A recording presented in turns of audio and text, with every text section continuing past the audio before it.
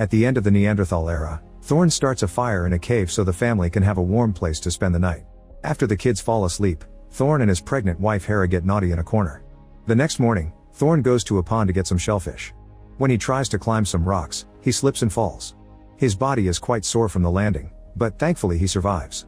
In the cave, Thorn won't stop coughing and Hera is very worried about his bruises. The following day, Thorn keeps coughing but it doesn't stop him from searching for food. Eventually he's too weak to continue so Hera takes him back to the cave. For the rest of the day, Thorn can only tremble with fever. His family gives him herbal mix to drink but it doesn't help. His chest is still bruised, so Hera makes a cut and drains some of the blood, then she covers the wound with herbs. This finally calms Thorn down. Sometime later, Thorn is still resting. Hera worries about their survival so she tries to teach her daughter Lark how to start a fire. It takes a few times before it finally works. An excited Lark runs to the cave to show her achievement to her father, only to discover that her baby brother has died. Thorn finally leaves his bed to bury the baby while his wife has a breakdown. That night, Hera is still in shock. Thorn makes some paint using plants and guides Hera's hand to leave a print on the cave wall.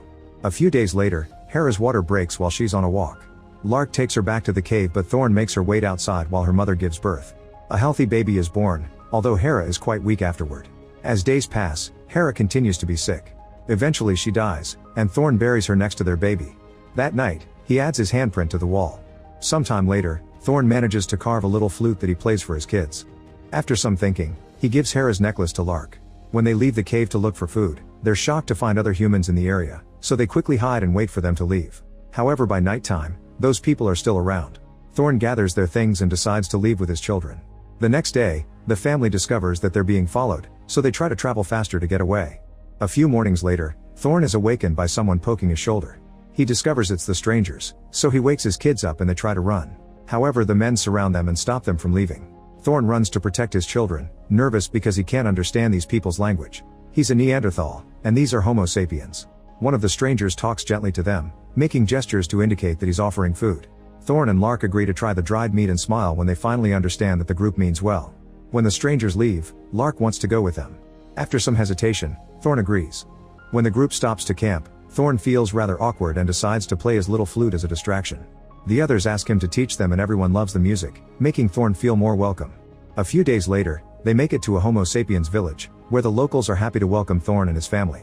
They manage to settle down quickly and feel comfortable in their new community. Thorn even likes playing with the kids. When Lark is old enough, she marries the man who rescued them. Both parents give them their blessings and everyone celebrates their union. In 2025, Claire and her co-worker Greg are trying to get dirty, but it's not going well. They realize they're too drunk to do this and decide to quit.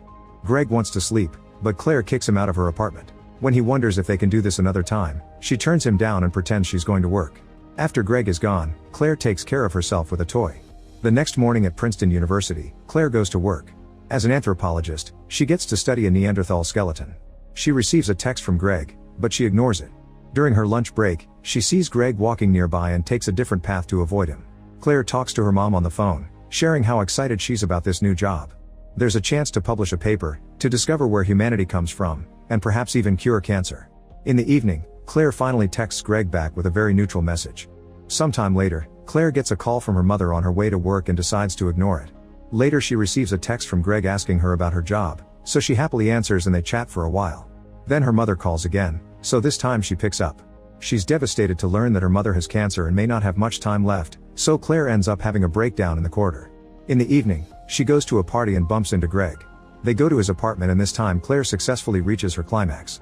It doesn't last long and Claire immediately leaves because she has to catch an early flight to Vancouver. The next day, Claire arrives at her mother's house. She admits she feels powerless and doesn't know what to do.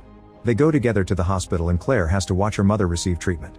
In the evening, she video calls Greg, and he's happy to chat with her even if it's the middle of the night for him. She tries to keep their conversation light, but eventually she breaks down and tells him that her mother is dying. He comforts her the best he can. When Claire returns to work, she can't concentrate because her mother keeps calling, and she promises to visit again on the weekend. Later she meets with Greg and after some naughty fun, she reveals she may have to quit her job to be with her mom. She's wrecked by the fact she may have to say goodbye to career-changing work. An hour later, Claire has a meeting with the dean and officially quits. She leaves the country after only sending Greg a message. On the plane, she can't stop crying.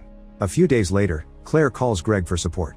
Her mother is in a really bad state and she keeps thinking she'll never go back to the USA, so she's afraid that their relationship may not survive.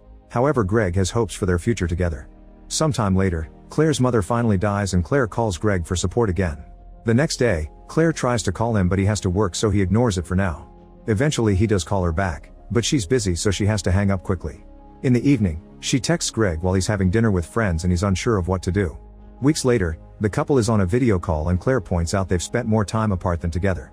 She goes on a rant on how she can't handle this anymore, only to accidentally say that she loves him. Greg finds it amusing and says he loves her back, but Claire is still grumpy. Sometime later, Greg comes to live with Claire. She shares that she's managed to convince the university to let her keep working on the research from home. Greg surprises her with a necklace made from the little object that the skeleton she studied was holding. Claire loves it and kisses him for it, but at the same time she knows it was very inappropriate to steal, so she has mixed feelings. For the 2029 holidays, the couple falls asleep on New Year's Eve, and they only wake up when they hear their neighbors celebrate at 00 o'clock. A very pregnant Claire wonders if they should move because this house is stuck in the past, but Greg likes it there. Claire then wonders if she should apply for a professorship and is clearly nervous, so Greg says they should go to bed for now. Claire checks on their son first and admits she isn't sure if she should take the job because it'd pull her away from the family. When the couple takes the kids to the museum, they find Thorne's flute on display. The Neanderthal art also looks like him, implying the skeleton was him and Claire's necklace was Harris. The tour guide says that Neanderthals weren't smart, but Claire and her son immediately correct him, pointing at the flute as proof. After the guide leaves, Claire reminds her son of the importance of unity, pointing out that the Neanderthals and the Homo sapiens formed families together. In the far future, longevity-enhanced pilot Coakley wakes up in an extremely advanced spaceship. She chats with her AI co-pilot Roscoe while doing exercise, asking if they've arrived at their destination yet. They've been traveling for 210 years, which means they still have 126 years to go. Coakley makes a joke but she feels very lonely. After making some repairs, Coakley has lunch. All the food is just the puree version of classic dishes. While eating, Coakley plays with the screen on the table and talks about the ship's impact deceleration.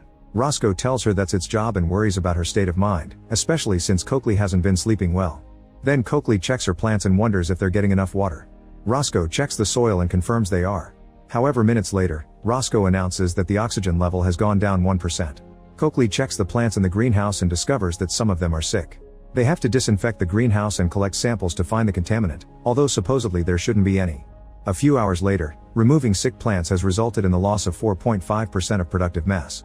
Coakley is quite upset by this and wishes she could hear something nicer, so Roscoe surprises her with a funny joke.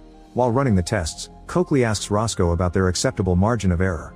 Roscoe explains that losing more than 6% of the plants would equal mission failure, and Coakley can't help but chuckle at the feeling of doom. They've already lost 5%, so she needs to find the source of the infection and stop it soon. Some hours later, the situation hasn't improved. Roscoe asks what it's like to think about death, but Coakley don't want to talk about that. She tells Roscoe to turn off all non-essential electrical units to save on oxygen waste, even if the difference will be small. The lights go out and Coakley continues to work using a flashlight. Then Roscoe tries to get philosophical about the human mind, but it's interrupted when it gets an alert about a formula for an antiviral. Moments later the antiviral is sprayed on the plants, but sadly it doesn't work. Coakley turns off the screen, unable to look at the dooming numbers anymore. After thinking about the situation for a while, she comes up with an idea. Since they don't know which plant is the virus host, they should get rid of all of them. Once the oxygen is clean again, they can plant new ones. Roscoe points out that killing all plants will leave the ship without enough oxygen and it'd affect the human embryos they're carrying. Coakley realizes that she uses 98% of the oxygen, so she says she should self-delete and let Roscoe take the babies to the new planet, where robots could do all the labor. Roscoe doesn't think an AI could raise children and wants to look into ways to make more oxygen instead. It'll have to run some calculations to see if they can set up a backup greenhouse. Sometime later, Roscoe says that they should put the secondary greenhouse in the computer space. They could convert the mainframe to plants by using the algae on board. This would feed oxygen directly to the life support system. Coakley points out that this would permanently fry the AI, but Roscoe thinks the best use case for it is that humans survive. Since Coakley refuses to make this a game of who sacrifices themselves first, Roscoe agrees to run a simulation to see who is more likely to complete the mission. The next morning, Roscoe tells Coakley that it can't run the simulation because it can't predict her behavior. Coakley doesn't believe it and forces it to share the real result. Coakley has more chances of completing the mission. When she asks to see the math, Roscoe doesn't want to show her. Then Coakley checks the simulation herself and discovers there is only a 0.2 difference. She double checks the numbers and notices that there's a luck factor on her side. Roscoe explains that humans have a certain factor related to creativity and luck that is hard for her to calculate. Having no other choice, Coakley gets the manual and looks for a way to turn off Roscoe. She uses tools to open a panel in the wall and finds the computer's mainframe. Roscoe tells her about the lever on the podium and assures her that this won't hurt. When Coakley asks for any last words, Roscoe asks her to take good care of the children. Coakley says that Roscoe was her only friend and cries as she pulls the lever to shut the AI down. The next morning, Coakley feels lonelier than usual because Roscoe isn't there to chat. This doesn't stop her from working on transforming the computer room into a new greenhouse. It takes no time for plants to start growing there. Weeks later, the oxygen in that room is 100% clean. Ready to move on, Coakley checks the manual again to read about artificial wombs. It's extremely complicated, but she manages to set one up in the nursery. Unfortunately, the experiment fails in just a few hours. Coakley refuses to give up and keeps researching while trying the experiment over and over again.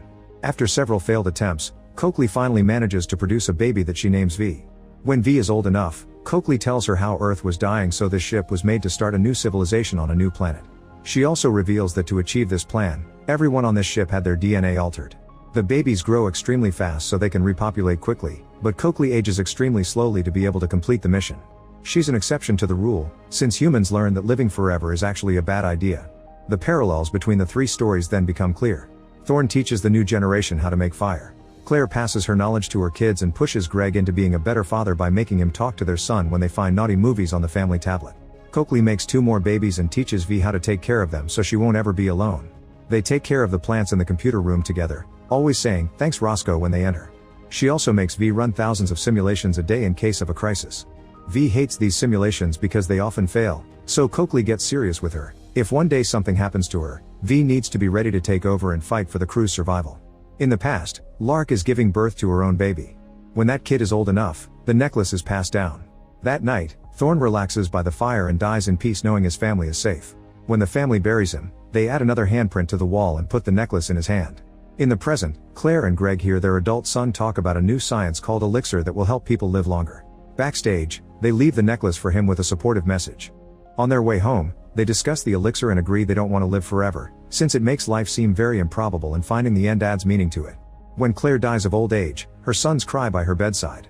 In the future, the alarm rings as the spaceship starts to shake until it finally lands on the new planet. Coakley suits up since she'll be in charge of investigating. Before leaving, she opens a drawer to reveal the necklace, which she gives to V as a sign of leaving her in charge.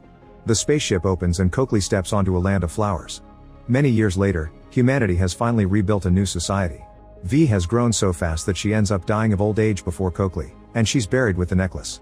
Coakley returns to the old spaceship to have a breakdown, since no parent should see their own kids die.